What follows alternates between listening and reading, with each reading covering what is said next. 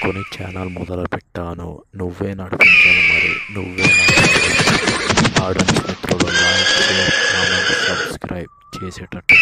Roman సామ్రాజ్యంలో king Claudius ఈ కాలంలో యుద్ధం చాలా ప్రాముఖ్యత కలిగి ఉండేది.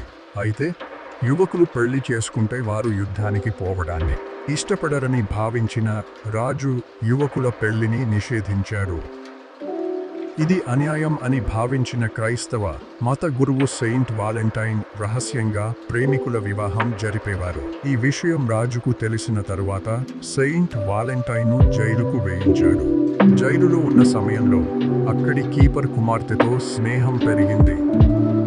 తన మరణ శిక్షకు ముందు రోజున ఆమెకు లవ్ యువర్ వాలెంటైన్ అనే లేఖ రాశారని చెబుతారు.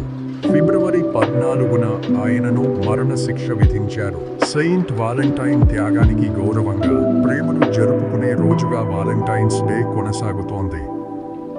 ఈ వేడుక ఇప్పుడు ప్రపంచవ్యాప్తంగా ప్రాచుర్యం పొందింది. ప్రత్యేకంగా ప్రేమికులు, దాంపత్య జీవితంలో ఉన్నవారు ప్రేమను పంచుకునే రోజుగా దీనిని జరుపుకుంటున్నారు. ఈ కథ మీకు నచ్చిందా? అయితే మీ అభిప్రాయాన్ని చెప్పండి. అలాగే ఛానల్ని సబ్స్క్రైబ్ చేసుకోండి.